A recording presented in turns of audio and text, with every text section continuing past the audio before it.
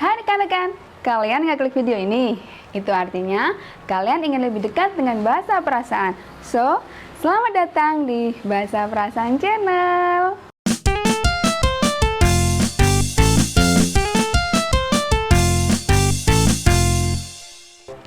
Jadi, ini adalah episode perdananya Bahasa Perasaan Channel. Kira-kira episode perdana kali ini kita mau bahas apa? Ada yang tahu? Iya, hari ini kita akan membahas tentang sejarah bahasa perasaan. Yuk, kalian dengar kata sejarah, gak pusing kan kepalanya? Gak? Oke. Enaknya kalau kita ngobrol itu berdua ya. Kira-kira kita panggil yuk narasumber utama kita. Siapa lagi kalau bukan otaknya bahasa perasaan? Siapa? Ada yang tahu? Ya, itu dia Kak Sholil Huda.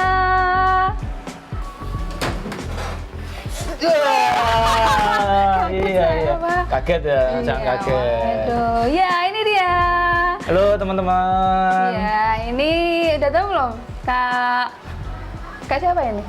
Saya Huda. Oh iya, saya manggilnya Kak atau Pak ini atau Om atau siapa ini? Aduh, sulit ini, sulit. Kenapa sulit ini Kak? Kenapa? Kak nanti Kak Seto, Gitu Pak ya? nanti terlalu terlalu senior ya. Jadi siapa? Jadi apa ya?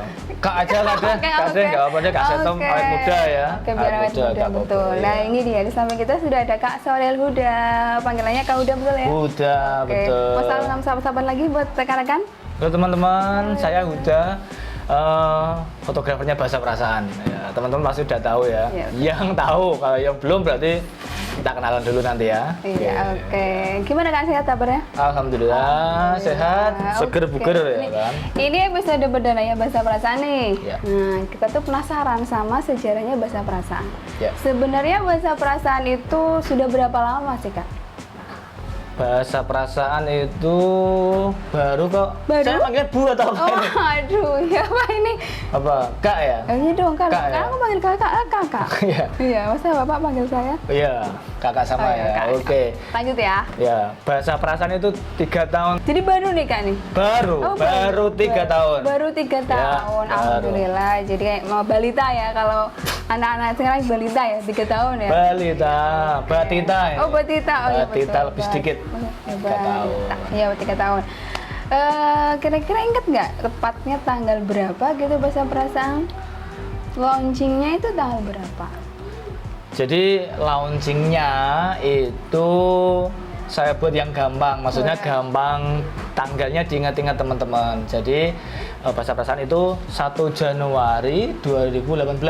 1 Januari Iya. 2018. Itu ditandai dengan postingan pertama Instagram Bahasa Perasaan Photowalk.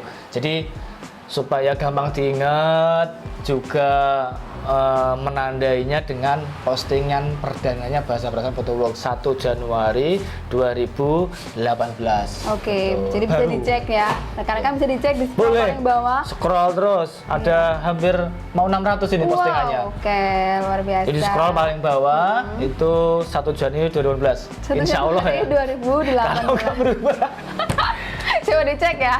Kalau Instagram nggak kilaf ya, kalau Instagram kilaf ya mungkin tanggalnya berubah. Kalau nggak kilaf 1 Januari 2018. Oke, jadi pas ya tahun Ya. baru, perayaan tahun baru, Bahasa Perasaan tuh ulang tahun loh. Iya, ulang Ya, tahun. jadi ada perayaannya nanti ya. Ya, Dirayakan semuanya ya. Insya Allah, betul insya Allah. Oke. Lanjut nih Kak nih. Masih semangat kan? Masih dong. Masih dong. Gini nih. Masih. Dulu pas nyiptain bahasa perasaan itu, apa langsung bahasa perasaan atau ada cerita di balik itu semua? Namanya atau Iya, apanya ini? namanya. Jadi ketemu bahasa perasaan itu langsung pertama kali bahasa perasaan atau ada nama lain sebelum bahasa perasaan? Oh, ini bahas sejarah berarti ya? Iya dong. Oh, Kita sejarah. Topiknya sejarah bahasa perasaan. Sejarah. Jadi Bahasa Perasaan itu nama kedua rekan-rekan. Nama kedua. Nama kedua. Mau tahu nama pertamanya apa? Apa?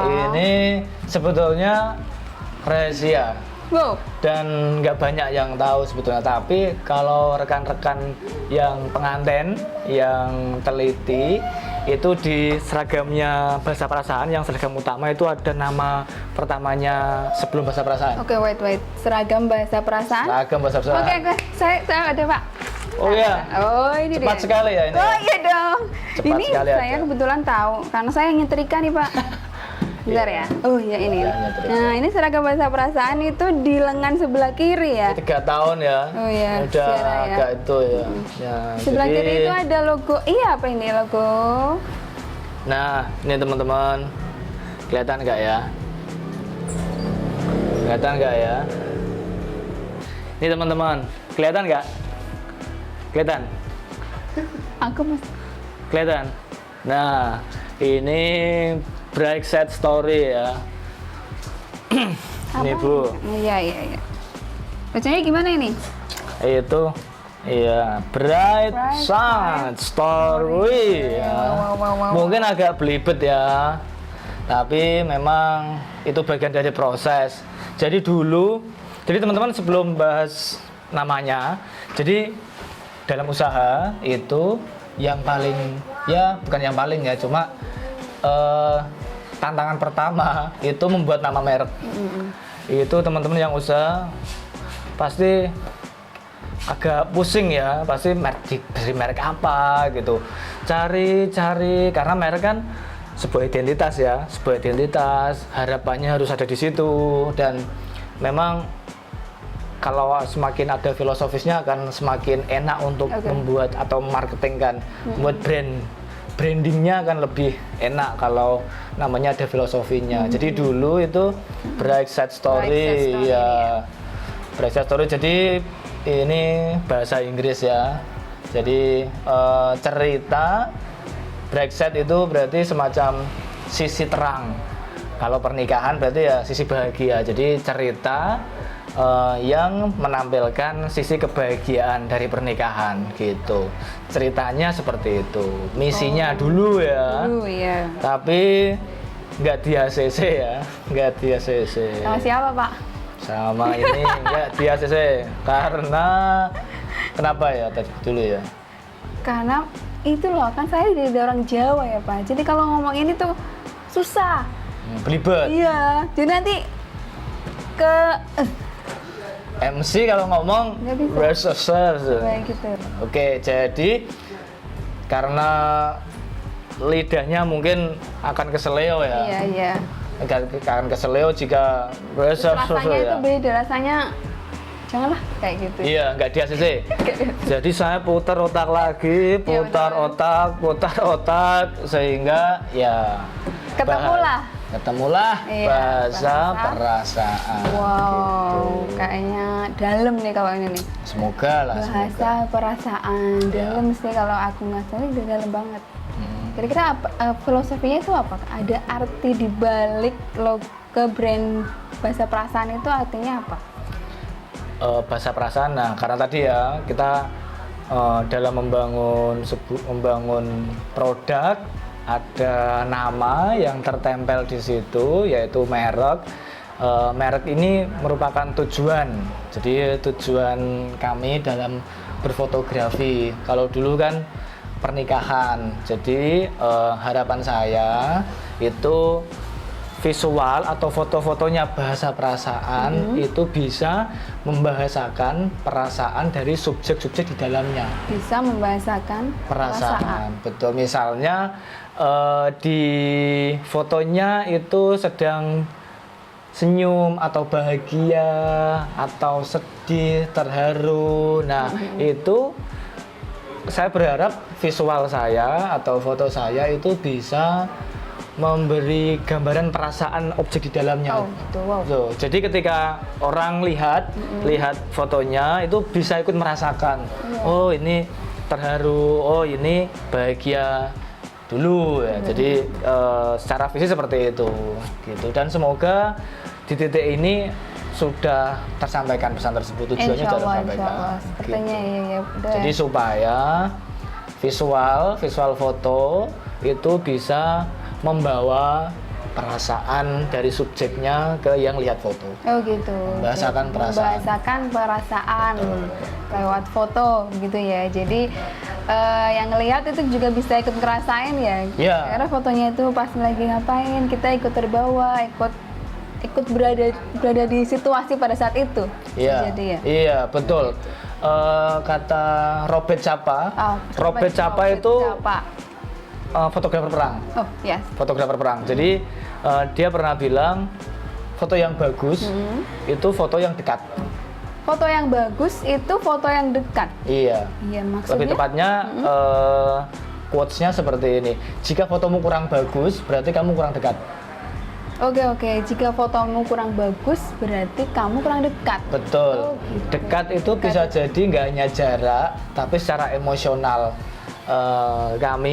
Saya sebagai fotografer akan mencoba mendekatkan atau merasakan bagaimana pernikahan mereka, supaya mereka pun nggak merasa terganggu dengan kehadiran saya sebagai fotografer gitu. Jadi selain dekat secara jarak, saya atau kami tim Bahasa Perasaan juga harus dekat secara perasaan juga, cara emosi, ikut merasakan. Betul, gitu. Begitu ya. Tapi maksudnya untuk mendekatkan dengan klien itu juga susah sih, Kak. Susah atau gampang sih biasanya? Mendekatkan ya layaknya kita apa ya? Kita berhubungan pertemanan kan pasti perlu pendekatan dulu. Jadi kita harus tahu, kita harus mempelajari klien itu tipikalnya seperti apa, rekan-rekan. Iya, jadi misalnya harus dekat. Harus dekat, harus tahu supaya kita bisa merasakan perjuangan mereka. Misalnya ada pasangan atau calon pengantin yang dia sering LDR. Oh, LDR nih. Pasti kan nikah kan ya sesuatu yang diinginkan sekali. Yang ditunggu-tunggu ini. Yang ditunggu-tunggu, yang udah lama, misalnya udah 10 tahun. Ini kan kita harus bisa merasakan bagaimana pernikahan yang ditunggu-tunggu selama 10 tahun, selama ya durasinya itu menentukan perasaan mereka sebetulnya gitu. Jadi kita harus ikut merasakan. Fotografer pun harus ikut merasakan. Iya. Wah, dalam nih kayaknya aku jadi baper gitu loh. Iya, itu kami ya. Iya, betul. Kami mencoba merasakan seperti itu. Mencoba ikut merasakan ya situasi yang ada di situ. Begitu. Betul. Wow. Aku jadi baper ya. Iya. Ini kayak singkatannya Bahasa Perasaan, ada singkatannya nggak sih, Kak? Singkatan apa ini? Ini kan biasanya dipanggilnya Kak Baper gitu. Ya, emang singkatannya Baper kah atau bukan? Bukan ya? Bukan. Oh, salah berarti. Kalau baper itu cenderung apa ya? Bawa perasaan ya. Istilah populernya kan baper kan? Bawa perasaan, jadi sensitif gitu, yang gampang tersinggung gitu. Enggak ya. Itu ya mungkin rekan-rekan kami itu ya supaya mudah, biar nggak kepanjangan baper. Cuma kami nggak pernah mendeklarasikan bahwa bahasa perasaan itu disingkat. Oke. Gitu. Jadi enggak. Bukan ya? Bukan. Ya, jadi lagi-lagi bahasa perasaan tujuannya untuk membahasakan perasaan. Betul. Gitu ya. Iya, ini benar saya jadi ikut terharu nih, Kak. Perasaan cinta atau perasaan apa ini? Wow, apa ini? Oh, bisa aja ini. Oke, jadi itu topik tentang sejarah bahasa perasaan. Kira-kira teman-teman penasaran lagi dengan episode selanjutnya nggak ya? Kau udah masih semangat kan? Masih dong. Masih ada buat kita kan nanti? Buat, iya. Nah, jadi itu tadi episode perdana kita tentang sejarah bahasa perasaan. So, selalu simak Bahasa Perasaan Channel ya. Akan ada keseruan-keseruan di setiap episodenya. Jangan lupa like dan subscribe channel ini ya, dukung kami. Oke, sekali lagi terima kasih Kak Uda. Sama-sama. Terima kasih rekan-rekan. Oke, dadah. So, sampai jumpa.